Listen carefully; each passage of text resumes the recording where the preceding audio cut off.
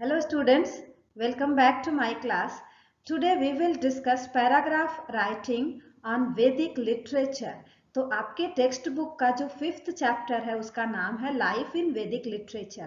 तो इसी चैप्टर की जो समरी है वही पैराग्राफ राइटिंग में पूछी जाती है और जो चैप्टर की समरी है उसे ही आपको वैदिक लिटरेचर के पैराग्राफ में लिखना है।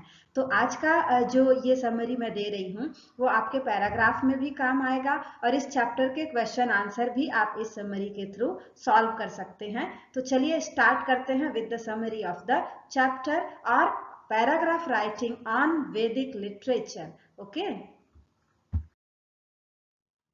Let's start with the summary of the chapter.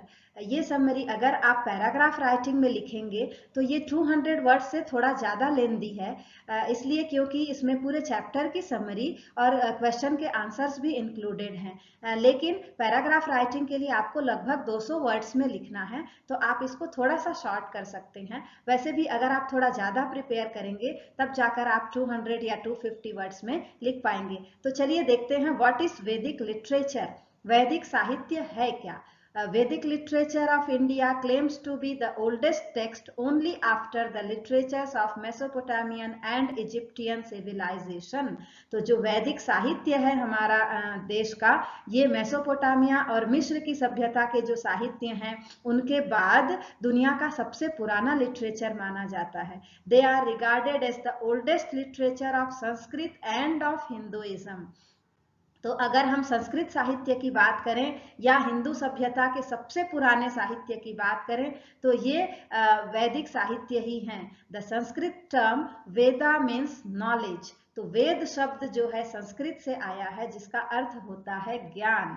They have been written in Sanskrit language, और ये जो वेद हैं वो संस्कृत में लिखे गए हैं। There are 4 Vedas, namely the Rigveda, the Samaveda, the Yajurveda and the Atharvaveda. तो इन चारों वेद का नाम आपने सुना होगा, लेकिन इनके बारे में डिटेल में शायद ही आप कभी पढ़े होंगे। तो चलिए देखते हैं कि इन वेदों में है क्या। These are the 4 feet on which Hindu civilization stands। तो ये जो चारों वेद हैं वो इतने इम्पॉर्टेंट हैं कि हिंदू सभ्यता जो है उसके ये 4 पैर माने जाते हैं। हमारी सभ्यता इन्हीं के ऊपर खड़ी है, आधारित है। Each Veda has again been classified into Aranyaks, the Brahmans and Upanishad।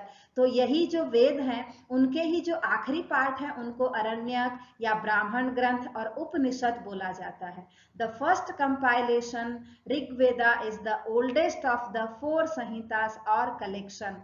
तो चारों वेद में जो सबसे पुराना है वो है Rigveda. It is a collection of about 1028 Vedic Sanskrit hymns and about 10,000 verses in all।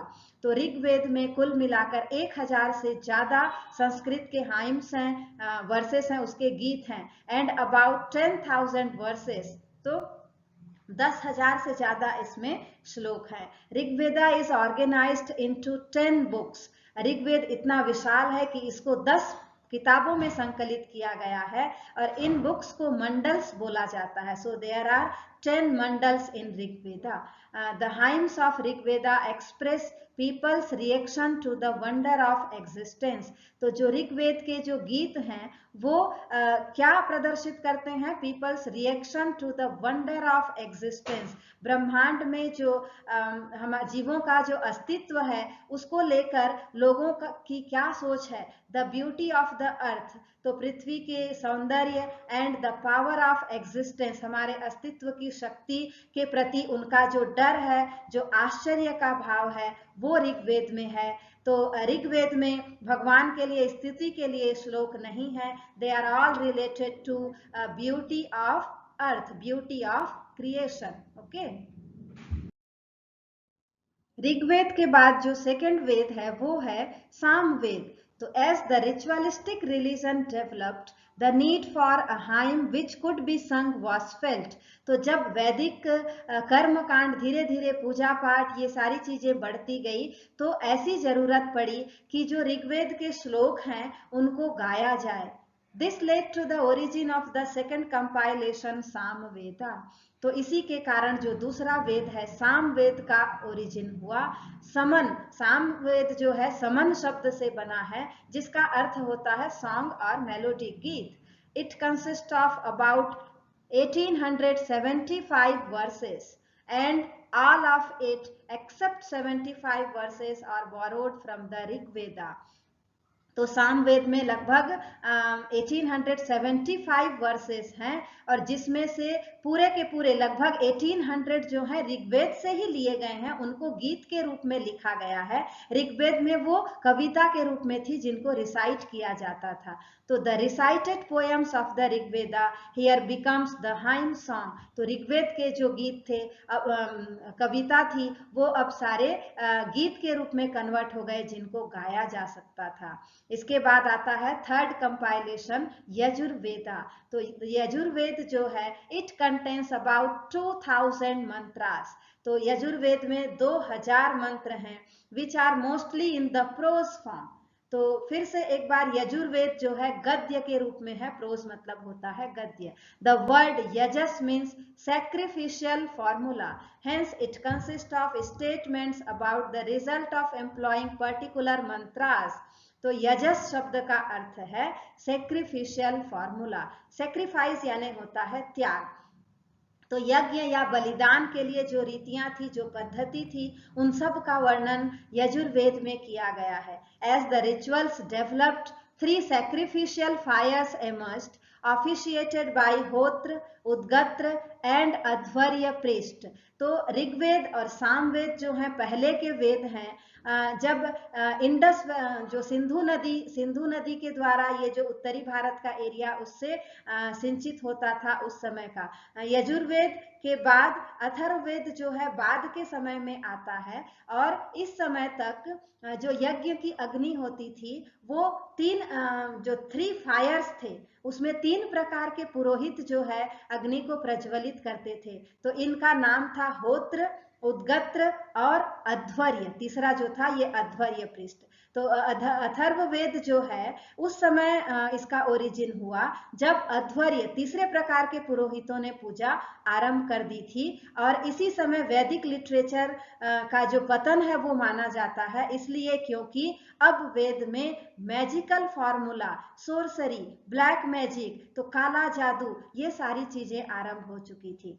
Out of 4 Vedas it was latest in origin and it originated when the priest started producing spells of magic and sorcery directed towards diseases, demons and enemies।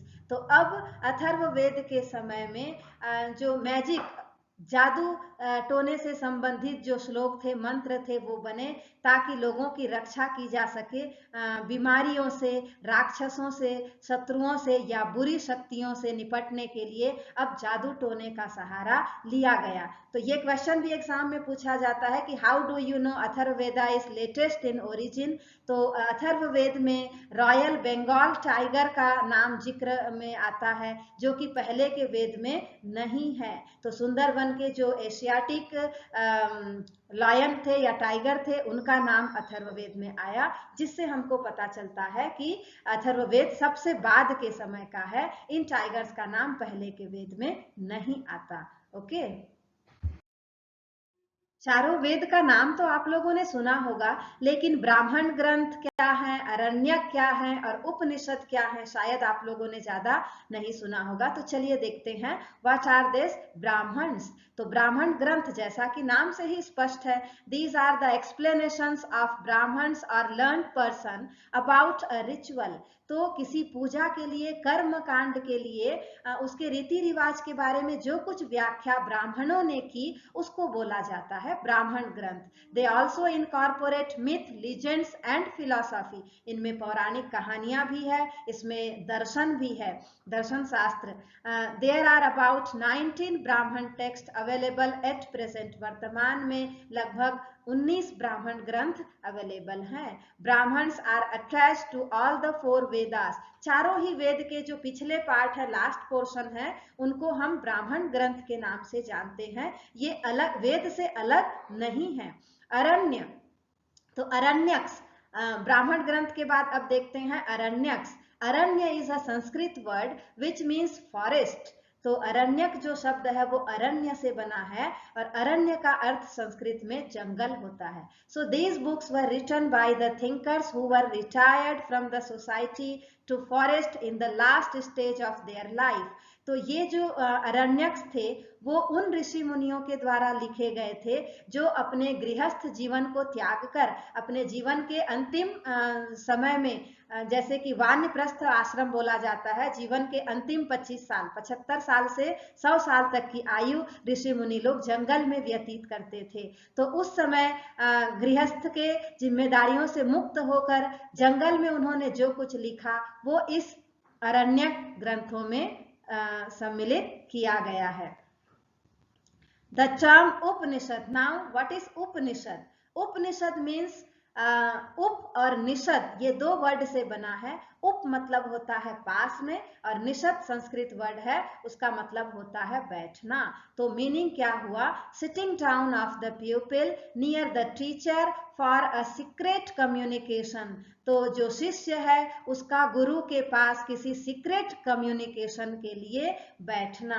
They are also called as Vedanta which means the concluding part of Vedas. Upanishad को वेदांत भी कहा जाता है क्योंकि वे वेदों के अंतिम भाग हैं। Upanishad are the foundation of Hindu philosophy. Upanishad में है क्या? इसमें हिंदू फिलॉसफी, पूरा हिंदू धर्म का दर्शन है। These texts are also grouped as श्रुति। तो ये जो ब्राह्मण, अरण्यक और उपनिषद हैं, इनको एक मान्यता के अनुसार श्रुति ग्रंथ भी कहा जाता है। श्रुति मतलब सुना हुआ। They are not supposed to be human creation. तो ऐसी मान्यता है कि ये इतने दिव्य ग्रंथ हैं कि इनको किसी इंसानों ने नहीं लिखा होगा। They exist from eternity. जब से ब्रह्मांड की उत्पत्ति हुई तब से ये ग्रंथ इनका अस्तित्व है, इसको किसी इंसान ने नहीं लिखा, इसलिए इनको श्रुति ग्रंथ बोला जाता है, ब्राह्मण ग्रंथ, अरण्यक और उपनिषद को। All the related texts which grew up around the Vedas are called as स्मृति। तो वेद, चारों वेद, उनके जो अंतिम भाग थे, अरण्यक, ब्राह्मण ग्रंथ और उपनिषद, उसके अलावा इनके आसपास जो और रचनाएं हुई तो उनको स्मृति ग्रंथ के नाम से जाना जाता है। स्मृति मीन्स मेमोरी। तो स्मृति मतलब आप लोग भी जानते हैं, याददाश्त या memory. They are classified into 6 Vedangas और अनलाइकली द श्रुति ग्रंथ। श्रुति ग्रंथ से जस्ट अपोजिट ऐसी मान्यता है कि ये जो स्मृति ग्रंथ हैं वो इंसानों के द्वारा लिखे गए हैं, ऋषि मुनियों के द्वारा लिखे गए हैं। They are classified into 6 Vedangas. तो इनको 6 वेदांग के रूप में क्लासिफाई किया गया है। तो वेदांग कितने हैं? 6 हैं। वेदांग कहने का मतलब वेदों के अंग, which means limbs of Vedas. Limbs मतलब भुजाएं, वेदों के अंग।